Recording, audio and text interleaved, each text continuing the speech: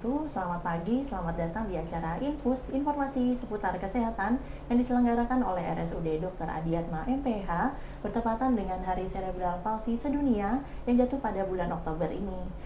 Bersama saya Dr. Tika akan menemani Bapak dan Ibu semua audiens di live IG dan juga YouTube membahas tentang cerebral palsy, mulai dari apa itu cerebral palsy, bagaimana kita mendeteksi cerebral palsy, dan juga sampai kepada apa sih yang bisa kita lakukan bila keluarga ataupun anak-anak yang kita tahu terkena cerebral palsy. Untuk itu sudah hadir bersama saya, di samping saya pembicara yang pertama, Dr. Agus Satanto, spesialis anak. Selamat pagi, Dokter. Selamat pagi, Ibu. Kemudian yang kedua, Dr. Rizky Ikaryani, spesialis gizi klinis. Selamat pagi, Dok. Selamat pagi. Dan juga Dr. Dewi Kusuma Hartono, spesialis kedokteran fisik dan rehabilitasi. Selamat pagi, Dokter. Selamat pagi. Iya. Bagaimana kabarnya nih, Dok? Alhamdulillah. Baik-baik ya, Dok ya. Auranya nih semangat sekali nih, Dok. Di Hari Cerebral Palsy Sedunia ini, Dokter. Harus semangat. Harus semangat, betul sekali. Izin dokter, mungkin langsung saja kita bahas ya, Dok, tentang cerebral palsy ini. Mungkin ke Dokter Agus dulu nih, Dokter. Bisa nggak, Dok, kasih kita pencerahan dulu nih, Dok, tentang apa itu cerebral palsy dan kenapa sih anak-anak itu bisa sampai terkena cerebral palsy, Dok? Penyebabnya apa, Dokter? Terima kasih. Jadi perlu kita ketahui bersama bahwa tanggal 6 Oktober itu Hari Cerebral Palsy Sedunia. Hari itu merupakan hari kepedulian kita, masyarakat dunia terhadap penderita cerebral palsy dan keluarga.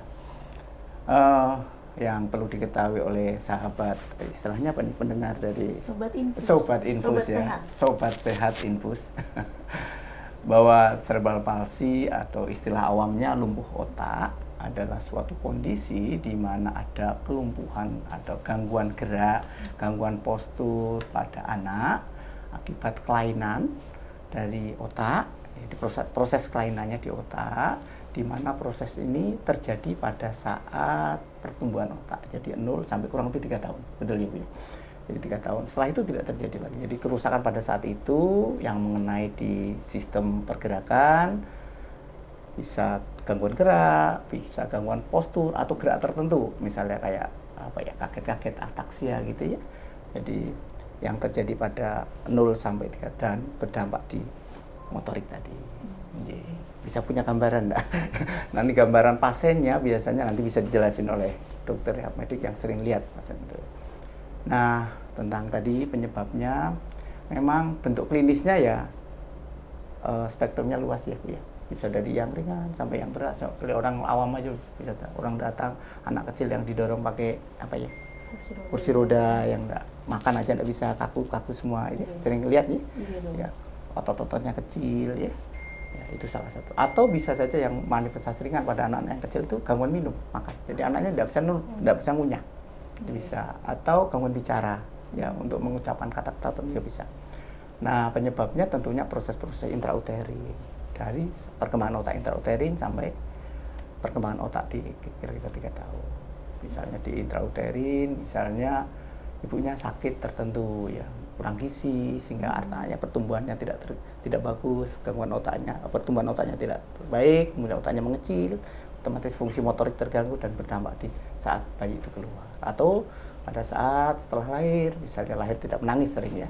Di bayi kecil, prematur, bayi prematur kan otaknya memang belum sempurna, begitu dia lahir otak belum sempurna, tidak dapat perkembangan otaknya tidak terpenuhi nutrisi ataupun kebutuhannya sehingga otaknya rusak, maka berdampak. Kemudian bayi kuning juga bisa ya. Trik itu bisa sering. Nah, jumlahnya mungkin ya. Jumlahnya cukup banyak sebenarnya. Kalau di negara maju itu sekitar 2 dari 1000 kelahiran hidup. Di negara maju, di Indonesia dengan faktor risiko ya, 30% kematian kita itu karena bayi kecil. Dan bayi kecil itu BPLR tadi merupakan faktor risiko dari kejadian cerebral palsy. Itu jumlahnya 1/3 dari kemarin. Jadi bisa mestinya lebih tinggi. Jadi kalau di kita kurang lebih 9 surveinya itu 9 per 1000 kelahiran hidup, cukup banyak. Dan tentunya ini menjadi problem masalah yang kalau tidak dikelola dengan baik menjadi problem masalah untuk anak itu untuk bisa beradaptasi sosial. Mungkin itu. Siap dokter. Berarti jumlahnya masih banyak sekali nggih dokter? 9 dari 1.000 anak 1.000 kelahiran. 1.000 kelahiran bisa terkena cerebral palsy. Mungkin menyambung pertanyaan kepada dokter Dewi, dok, kalau di praktik klinis rehab medik dok, banyak nggak sih dokter menemukan pasien dengan cerebral palsy atau lumpuh otak ini dok? Ya. Kalau di sehari-hari, di praktek sehari-hari memang ya lumayan ya, masih ada ya kira-kira 20 ya dalam seminggu itu saya menemui anak dengan cerebral palsy datang ke poliklinik gitu dok. Kemudian untuk range gejalanya yang dokter lihat juga banyak ya dok? Ya, gejalanya memang bervariasi seperti kata dokter Agus tadi. Jadi ada yang spastis tuh kaku gitu ya. Jadi ngecenceng gitu ya kalau bahasa Jawanya gitu dok ya. Kemudian kaku itu bisa 4 anggota gerak, bisa separuh atau malah bisa yang lebih parah di tungkai daripada lengan. Nah, itu. Kemudian ada juga yang jenisnya ada gerakan tidak terkontrol seperti orang yang menari-nari gitu. Nah, itu atau juga ada yang ada gangguan keseimbangan. Jadi kalau jalan atau kalau bergerak itu kayak orang mabuk gitu. Ya, kayak sempoyongan gitu. Nah, itu semua tergantung dari area otak mana yang terkena saat tadi yang dokter Agus jelaskan tadi waktu entah waktu saat kehamilan atau waktu saat kelahiran kemudian atau setelah itu dalam 1.000 hari pertama gitu ya dok ya 1.000 hari pertama kehidupan awal. Itu ya gitu dok. Siap dokter. Dok mungkin nambahin dari jadi ada juga yang gejalanya lemah semua ya anggota gerak. Apa namanya dok itu? Quadriplegic gitu ya dok ya. Jadi letoy, tidak bertenaga, nggak bisa. Hipotonik gitu dok ya. Biasa awal-awal itu memang sebelum timbul kaku itu waktu lahir tuh jadi seolah-olah kayak letoy gitu, hipotonus gitu. Nanti nah itu seperti yang dokter Agus bilang, jadi lesi otaknya itu menetap, cuma gejala di motoriknya itu berlanjut gitu. Jadi sesuai dengan masa perkembangan pertumbuhan juga, karena kan walaupun lesi otak menetap di situ, jadi anak tetap bertumbuh, bertambah panjang, bertambah tinggi itu, dan jadi gejalanya itu bisa berubah ya. Iya, bentukannya itu ototnya, tulangnya itu. Nah, ini menarik nih dok. Gejalanya kan variatif dok. Bisa tadi kaku, bisa juga yang letoy seperti itu. Kalau tumbuh kembangnya sendiri bagaimana dok? Akan berpengaruh nggak cerebral palsy ini kepada tumbuh kembang anak? Ya, jelas karena kalau anak itu konsepnya kan bertumbuh dan berkembang itu ada kemampuan motorik kasar, motorik halus, bahasa dan sosial. Jadi kalau gejala daripada cerebral mesti kena di perkembangan. Misalnya harusnya anaknya bisa tengkurap, belum bisa tengkurap. Anaknya harusnya bisa jalan, belum bisa jalan. Mesti ada. Bisa motoriknya, bisa motorik halus kasar, menulis misalnya, kelemahan anggota gerak, ya kemampuan menulisnya jadi lemah gitu ya dok. Atau bisa berbahasa, jadi dia ngomongnya tidak bisa, terlambat. Jadi mesti salah satu tanda dari anak dengan cerebral palsy ada keterlambatan perkembangan. Selalu. Karena tadi perkembangan itu menunjukkan fungsi otak, jadi kemampuan otak. Jadi otaknya otomatis tidak ada yang rusak, maka manifestasinya jadi fungsi perkembangan. Menarik juga nih dok, menyambung pertanyaan juga ke dokter Rizky nih dok. Tumbuh kembangnya kan akan berpengaruh nih dok. Nah, bagaimana dengan status gizinya dok? Apakah peran dari status gizi ini menjadi sangat penting karena tumbuh kembangnya juga akan berpengaruh juga di cerebral palsy ini dok? Seperti itu. Ya. Jadi memang kalau dari pasien CP itu seringkali terjadi undernutrisi ya. Hal ini biasanya disebabkan karena berbagai hal. Karena yang pertama biasanya memang motoriknya itu akan terganggu. Dengan adanya kelumpuhan otak biasanya akan mengganggu fungsi motorik sehingga fungsi menelan, fungsi mengunyah ya itu juga akan terganggu. Asupan juga biasanya pada anak-anak CP ini istimewa begitu ya, tidak sama seperti anak-anak normal lainnya, karena kita harus sesuaikan gitu dari jenisnya, dari jumlahnya, juga mungkin dari postur tubuhnya, bagaimana cara dia makan, itu kan harus benar-benar disesuaikan dan benar-benar harus diperhatikan. Nah, biasanya anak-anak dengan CP ini asupannya juga nggak bisa langsung diberikan banyak karena dengan adanya beberapa gangguan tonus otot, terus juga gangguan-gangguan di dalam sistem pencernaannya, seringkali anak-anak dengan CP itu mual muntah ya karena ada risiko GERD di situ. Dengan adanya gangguan tonus otot di saluran cerna ya dok ya. Selain itu biasanya anak-anak dengan CP akan terjadi risiko malnutrisi karena absorpsinya juga tidak baik ya, di dalam saluran cernanya itu tidak bisa mengabsorpsi dengan baik dan seringkali konstipasi sehingga anak-anak tuh yang dengan CP itu kalau dikasih makan banyak biasanya langsung dimuntahkan lagi, balik lagi. Dan kadangkala, nah ini juga awareness dari support system yang ada ya itu masih kurang. Ya kadang-kadang anak dengan CP itu kan membutuhkan jalan makan khusus gitu ya, dimana kalau dari oral tentunya dari mulut nggak mungkin bisa karena ada gangguan penyerapan, gangguan mumunnya, sehingga butuh jalur khusus seperti pemasangan selang makan gitu ya dok. Baik itu dari hidung yang nanti cupnya langsung masuk ke lambung ataupun misalnya dari mulut gitu ya, OGT atau NGT. Itu biasanya harus diperlukan, tetapi seringkali support system keluarga itu masih denial, masih sering menolak gitu. Jadi hal-hal tersebut sih yang agak menyusahkan kita untuk bisa memberikan asupan dengan optimal. Padahal gizi itu kan diperlukan ya dok ya, karena bagaimanapun tumbuh kembang anak apalagi ya, itu salah satunya juga dari nutrisinya. Ya, nambahin mungkin Bu. Boleh dok. Jadi kebutuhan untuk tumbuh kembang itu syaratnya kan 3 kalau tidak salah. 1, asuh. Asuh itu pengasuhan, nutrisi yang cukup. Ya, anak yang nutrisinya cukup, kebutuhan mikronutriennya cukup, maka dia pembentukan organnya akan cukup. Ya. Dia akan tumbuh. Yang kedua, asuh di dalamnya adalah tidak sakit. Ya, anak yang sakit ya kita tahu mesti maamnya jadi berkurang.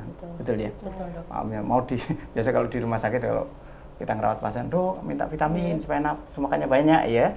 Padahal lagi sakit ya, tentunya mesti akan susah. Kalau sakit itu mesti akan makannya berkurang. Anak yang sakit, metabolismenya juga meningkat. Kebutuhan nutrisinya lebih banyak. Sementara inputnya tadi jelas kurang. Ya. Sehingga dia inputnya kurang, outputnya berlebihan, ya tidak tumbuh. Ya, salah pertumbuhan. Asuh, yang kedua asah. Asah itu pembelajaran tadi. Latihan, stimulasi. Anak-anak yang cerebral palsy memang ada bagian yang rusak. Tetapi tidak semua bagian rusak ya. Makanya stimulasi salah satunya adalah bentuk terapinya nanti mungkin bisa ditanyakan dokter Dewi adalah tadi fisioterapinya kayak apa salah satunya. Dan hebatnya ya asuh tadi asah tadi, stimulasi tadi, kalau otak anak itu ada namanya plastis otak. Ya. Otak yang ini rusak, sebelahnya yang tidak rusak kalau stimulasi bisa ngatasin betul ya Bu ya. Yang rusak itu namanya. Kita lihat anak-anak yang dengan kebutuhan khusus tertentu, misalnya kakinya, tangannya itu ada kelumpuhan, bisa makan pakai kaki, betul ya? Karena latihan terus, ya, bisa gerakan halus. Itu namanya plastisitas. Kalau distimulasi terus, malah bisa berfungsi baik. Itu pentingnya tadi asah tadi latihan. Yang terakhir tentunya kasih sayang. Jelas ya, kasih sayang itu akan beda ya dengan makanya anak-anak yang berkebutuhan standar pedik ya, yang cerebral palsy ini butuh kasih yang lebih dan mungkin hari-hari ini lingkungan harus bisa mensupport ya. Dengan adanya hari ini ada awareness dari kita semua lingkungan untuk mensupport supaya anak-anak dengan cerebral palsy ini tetap tumbuh kembang dengan lebih baik lagi dengan lingkungan yang termodifikasi dengan baik. Mungkin itu ya. Tambahan dari betul. Nah, menyambung juga nih dok, tadi kan kita membicarakan tentang stimulasi asah seperti itu dok.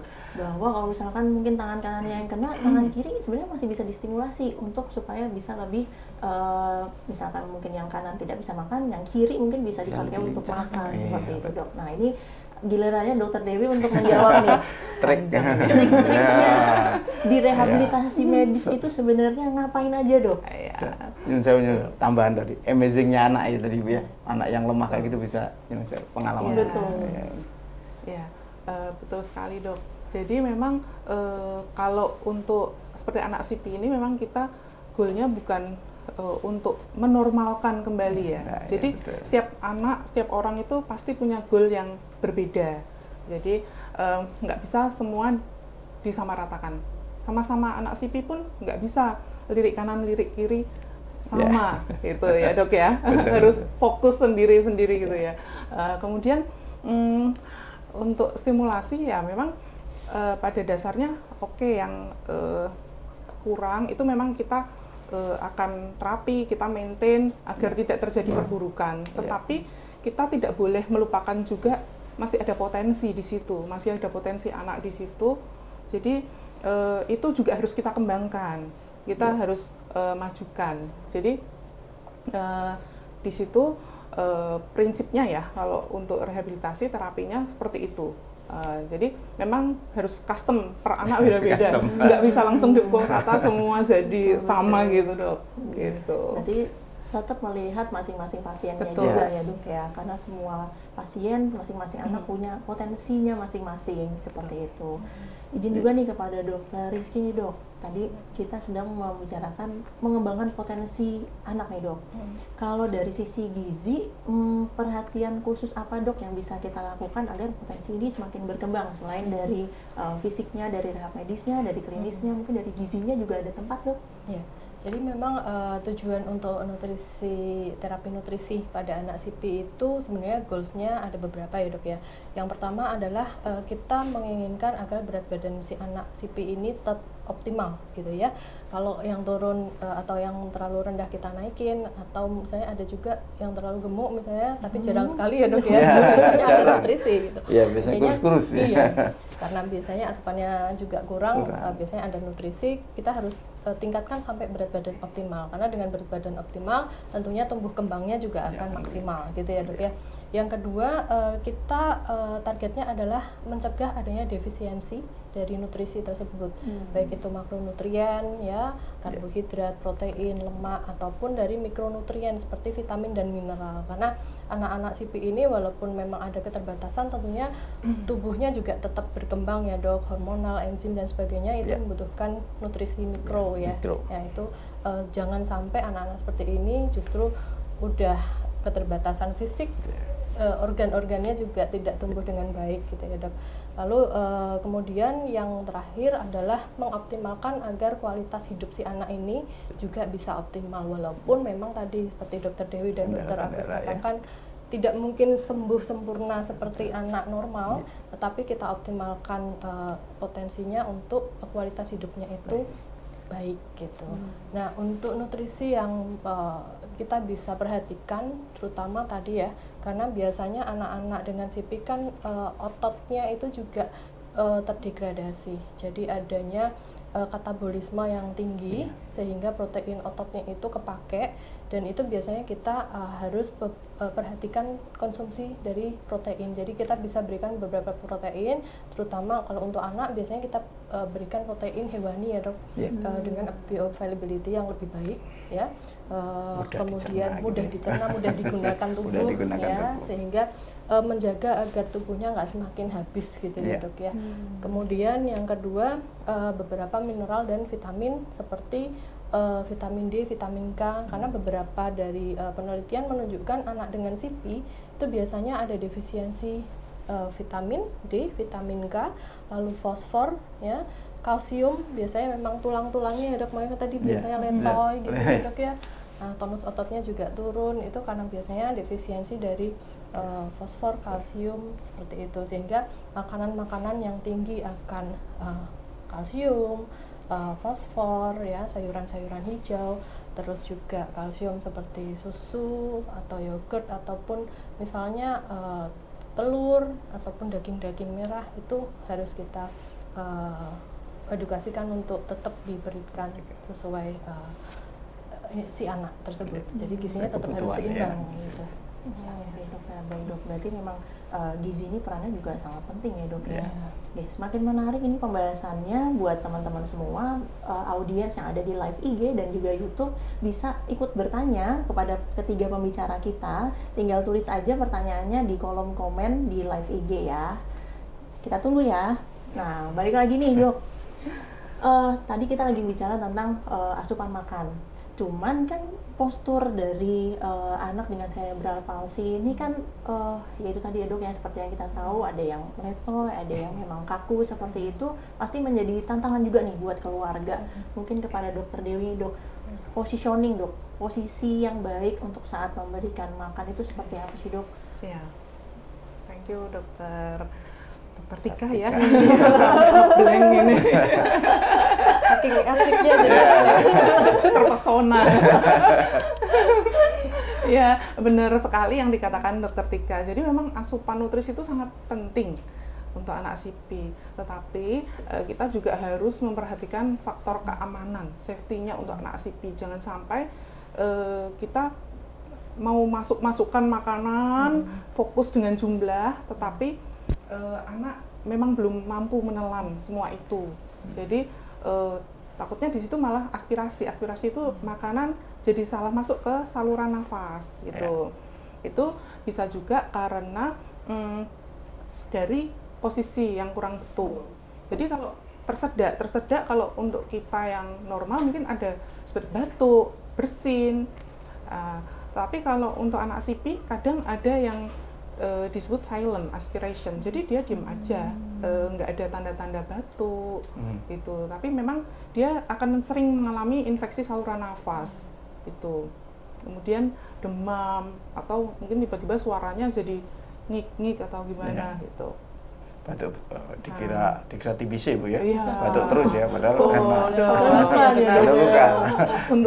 jadi untuk pemberian makanan itu juga kita nggak bisa patokan umur 8 bulan harus dikasih bubur yang bubur biasa atau 1 tahun harus nasi, enggak. Jadi setiap anak pasti custom juga pemberian makanannya gitu. Terus untuk positioningnya juga perlu yang pasti nggak boleh dangak itu ya, nggak boleh terlalu tengadah gitu lehernya, jadi harus memang tegak gitu ya. Itu dokter Tika. Nah, saya sering juga melihat pasien nih dok dengan cerebral palsy itu makannya masih melalui NGT seperti dok, padahal usianya sebenarnya sudah mungkin 5 tahun, 8 tahun seperti itu. Sebenarnya kalau dengan yang masih terpasang NGT itu harus selalu lewat NGT-nya atau bisa kita latihan seperti itu melalui mulut aja seperti itu untuk makannya dok? Ya itu dok, tergantung juga dia sudah mampu belum gitu. Dari faktor keamanannya kan memang NGT itu lebih aman, terus asupannya juga pasti terjaga ya. Kemudian kita juga tidak hanya diam saja, cuma NGT aja, tapi mulutnya nggak distimulasi. Jadi mulut itu juga perlu distimulasi, tapi stimulasinya juga kan bertahap gitu.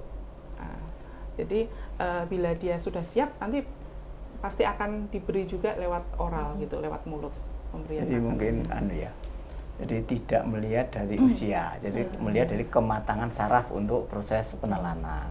Jadi bisa saja kalau anaknya 2 tahun mungkin ya Bu ya, 2 tahun harusnya kan kalau anak-anak biasa kan nasi sudah pada, tetapi kalau dia 2 tahun tapi refleks menelannya belum bagus, yang ditandain misalnya dites misalnya sama Bu Dewi atau Bu Rizky, refleks menelannya belum bagus, tonus lehernya belum kuat, masih keple begitu, kita coba tersedak, maka tidak boleh kita kasih.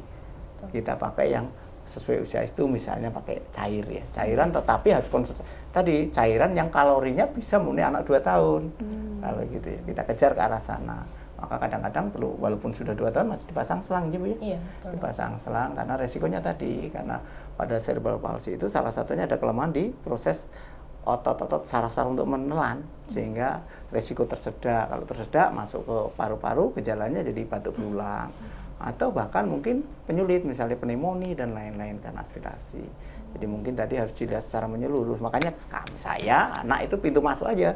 Begitu saya dapatkan, ini cerebral palsy, saya butuh terapi, kami rujuk ke teman sejawat kami ini, sehingga pengelolaan anak ini harus secara komprehensif. Kadang-kadang memang anak yang normal mungkin tanpa kelainan otak kita biarin saja bisa tumbuh dengan baik ya. Tapi anak dengan CP butuh pendekatan yang lebih ekstra untuk mengantarkan anak itu untuk tumbuh lebih baik sesuai dengan masalahnya. Oke, baik dokter. Kita coba ke pertanyaan di live nggih. Ini pertama dari DFF PRTM. Ini salam nih buat Dokter Agus. Dari fansnya dok. Dari DFF RTM. Salamnya udah saya sampaikan ya. Nah ini juga ada pertanyaan nih dok. Untuk pasien anak dengan cerebral palsy bisa sembuh nggak sih dokter?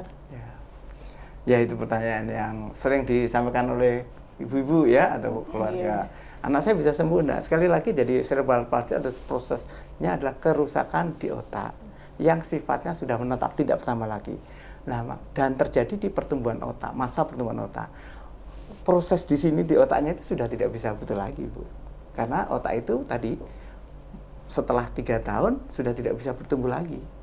Sudah segitu, cuma kita nambah sinaptogenesisnya, menambah hubungan antar sel sehingga dia lebih pintar. Sehingga proses cerebral palsy tidak bisa sembuh. Tetapi tadi kita perbaiki fungsi-fungsi yang rusak itu, kita maintain supaya tidak tambah rusak. Betul ya? Kemudian yang tadi Bu Dewi sebutin tadi, yang kompensasinya juga harus dikuatin supaya dia bisa beraktivitas lebih baik. Nutrisinya juga otomatis. Sehingga kalau kalimatnya tadi Bu Dewi, kita sepakat enggak ya? Cerebral palsy bisa sembuh enggak di titik cerebral palsy? Saya kira tidak ya. Saya kira prosesnya adalah otak itu kan sudah rusak. Dan otak yang rusak terjadi pada masa perkembangan otak itu tidak bisa dibetulin lagi. Itu yang kita sering sebagai masa 1000 hari Bu ya. Yang kita harus jaga terus anak-anak kita itu supaya jangan sampai otak ini rusak. Jangan sampai rusak. Kalau sudah rusak ya tadi dampaknya kan dan tidak bisa dibetulin lagi. Mungkin itu. Bu Dewi mungkin mau nambahin Bu Dewi. Ya, jadi kalau memang diagnosa CP itu memang akan melekat seumur hidup ya dok ya. Jadi ada memang CP bayi, CP prasekolah, CP anak sekolah, CP remaja, tahun, bahkan ada CP dewasa juga gitu ya dok ya. Jadi memang dan problemnya di tiap usia itu pasti beda-beda gitu. Oke, menarik sekali nih dok. Ada satu pertanyaan lagi dok, mungkin ini juga yang ditunggu-tunggu oleh para orang tua di luar sana ya, para audiens kita.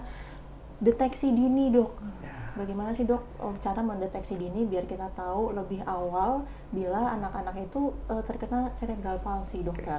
Pertanyaan sangat-sangat bagus, karena memang kalau sudah terjadi cerebral palsy yang kita bisa lakukan adalah tadi menjaga supaya tidak rusak lagi dan mengoptimalkan fungsi yang selain itu. Nah, bagaimana mencegahnya? Yang pertama adalah deteksi faktor risiko. Jangan sampai ada faktor. Apa tadi faktor risiko intrauterin? Kalau bisa kalau hamil ya harus yang diharapkan betul, ya diharapkan dulu. Karena kalau hamil yang diharapkan, yang dicita-citakan mesti akan dijaga betul. Nutrisinya periksa rutin gitu ya. Kemudian juga begitu berat badannya bayinya tidak boleh intrauterin, tidak boleh terganggu. Jadi nutrisi harus cukup ya. Ibunya tidak boleh anemi. Penyakit ibunya diatasin ya. Hipertensi ibu diatasin misalnya ya. Yang intrauterin harus betul. Yang kedua persalinan. Begitu ada risiko persalinan, lahir tidak langsung menangis, lahir di bayinya prematur ya. Dikatakan kalau bayi yang berat lahirnya kurang dari 1000, dia akan berisiko CP 50 kali dari bayi di atas 2.500. Ya, karena memang bayi yang kecil prematur itu akan ya otaknya belum sempurna, begitu lahir keluar resiko rusaknya lebih besar. Iya dong. Betul ya? Betul. Nah, dijaga jangan sampai kita punya bayi atau anak-anak yang dengan faktor resiko kayak gini ini harus dilihat tadi ada tahapan. Kemudian pasca lahirnya juga misalnya kuningnya sampai kaki ya, misalnya bilirubin di atas 20. Ya, maka itu faktor risiko. Begitu ada faktor risiko, kemudian kita lihat. Kita tiap bulan kan periksa nggih. 1 bulan bisa apa, 2 bulan bisa apa. Kadang kita enggak hafal. Dokter aja kadang belum tentu hafal.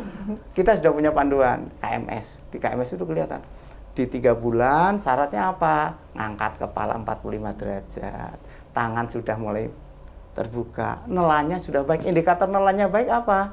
Yaitu berat badannya naiknya sesuai kurva. Oh, berarti bagus. Oh, 3 bulan tidak ada faktor. Di 6 bulan apa? Harus bisa berguling balik. Loh, kalau kita bisa ada faktor risiko, kemudian anak kita kok, loh kok anak kita 3 bulan kok tangannya masih ngepel saja.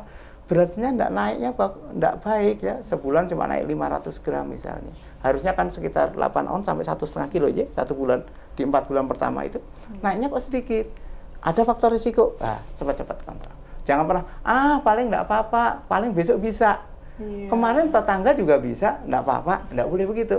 kita harus pastikan karena ada faktor risiko. Sehingga begitu ada gejala gangguan perkembangan motorik misalnya, yang paling gampang itu motorik memang. Kemudian ada faktor risiko dan diamatin kok tidak progresif, ya itu CP. Memang diagnosis kurang dari 18 bulan lebih susah. Tetapi dengan panduan KMS, pemeriksaan lebih rutin, pengamatan faktor risiko, maka kita akan bisa mendeteksi lebih dini. Semakin dini dideteksi, terapinya, nutrisinya cukup, maka dia akan bisa menjadi CP yang ringan mungkin ya, CP yang kecil ya, sehingga dia bahkan kadang-kadang ada yang bisa sebaik ya Bu ya, bisa CP ringan gitu, kita deteksi dini, stimulasi baik, bisa jalan di 12 bulan, bisa ngomong di 1,5 tahun, 2 tahun sudah ceriwis, wah sering mendapatkan kasus-kasus begitu dengan deteksi dini. Mungkin itu. Siap, dokter.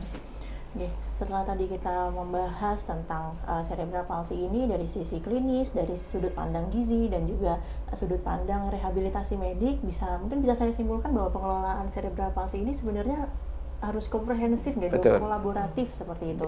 Tidak bisa hanya dari satu pandang aja, tapi juga tadi seperti yang Dokter Agus sampaikan ada asih, asah dan juga asuh seperti itu. Betul. Banyak aspek-aspek penting yang harus kita perhatikan pada pengelolaan anak dengan cerebral palsy.